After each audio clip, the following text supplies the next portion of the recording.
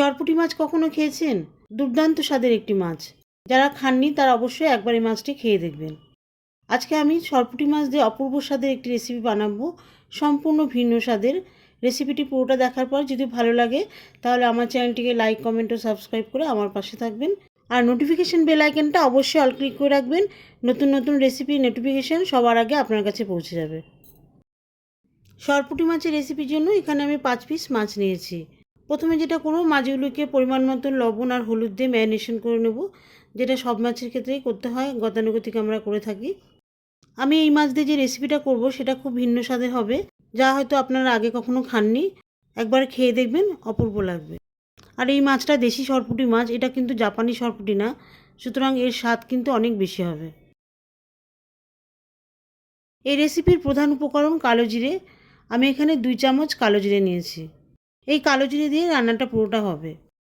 এরপর একটি মিক্সিতে দিয়ে দিচ্ছি একগুচ্ছ ধনেপাতা। ধনেপাতা ছোটো ছোটো টুকরো করে দিয়ে দিয়েছি। 5 টুকরো রসুনের কোয়া আর 4টে কাঁচা লঙ্কা। এই 3টে উপকরণ দিয়ে একটি মিশ্রণ তৈরি করে নেব। ধনেপাতা, কাঁচা লঙ্কা, রসুনের পেস্ট হয়ে গেছে, এবারে রান্না করব। গ্যাসে একটি ফ্রাইং প্যান বসিয়ে দিয়েছি। এর মধ্যে কালো জিরেগুলো দিয়ে দিচ্ছি। কালো জিরেগুলোকে 3-4 মিনিট ধরে হালকা ভেজে নেব। এতে করে কালো জিরের মধ্যে যে কষা বা হালকা তিতভাব থাকে সেটা পুরোপুরি চলে যাবে। কালো জিরেগুলো ভাজা হয়ে গেলে গ্যাস অফ করে দিচ্ছি। এরপরে এই কালো জিরেগুলোকে গুঁড়ো করে নেব। এবারে মাছ ভাজার জন্য গ্যাসে একটি কড়াই বসিয়ে দিয়েছি। মাছ ভাজার জন্য দিয়ে দিচ্ছি 1/2 কাপ সর্ষের তেল। তেল গরম হয়ে গেলে মাছগুলি ভেজে নিচ্ছি।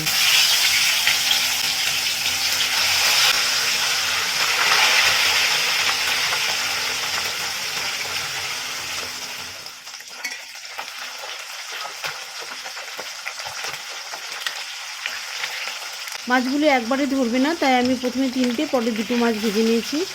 আর মাছগুলিকে আমি খুব বেশি কড়া ভাজিনি, আবার একদম হালকাও ভাজিনি, মাঝারি ভেজে মাছগুলোকে তুলে নিচ্ছি।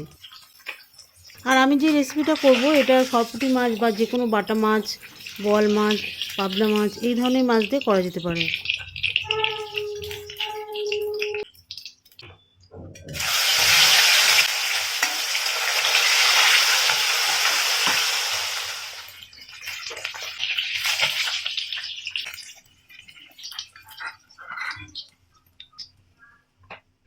সব মাছগুলি ভেজে তুলে নেওয়ার পরে আমি গরম তেল থেকে অর্ধেকটা মতন তেল তুলে নিচ্ছি।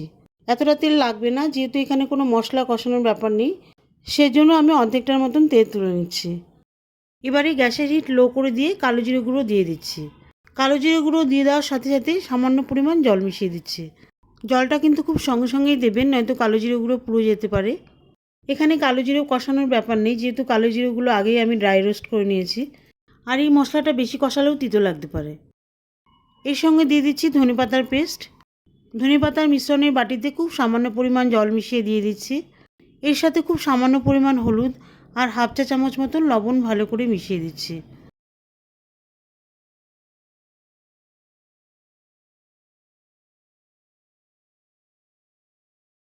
এক মিনিট মতন নাড়িয়ে চাড়িয়ে মাছগুলো দিয়ে দিচ্ছি।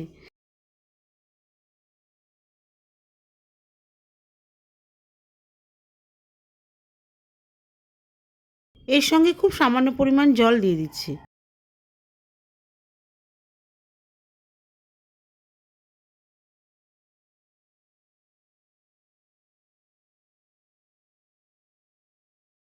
ঝোলের মধ্যে মাছগুলি উল্টে দিয়ে 3 থেকে 4 মিনিট মতন মাছগুলি ঝোলের মধ্যে মিডিয়াম হিটে ফুটিয়ে নেব। যেহেতু সরপুঁটি মাছ খুব সফট হয়, বেশিক্ষণ ফোটানোর দরকার নেই। 3 থেকে 4 মিনিট ফোটালেই যথেষ্ট, এর মধ্যেই ঝোল, মশলার ফ্লেভার সব ঢুকে যাবে। সবশেষে 9-10টার মতো কাঁচা লঙ্কা চেরা মিশিয়ে দেবো ঝোলের মধ্যে। ঝোলের মধ্যে মিশিয়ে দেওয়ার পরে গ্যাস অফ করে দেবো। কাঁচা লঙ্কা দিয়ে বেশিক্ষণ ফোটাবো না, যাতে কাঁচা লঙ্কার যে কাঁচা ফ্লেভার আছে সেটা পুরোপুরি ঝোলের মধ্যে থাকে।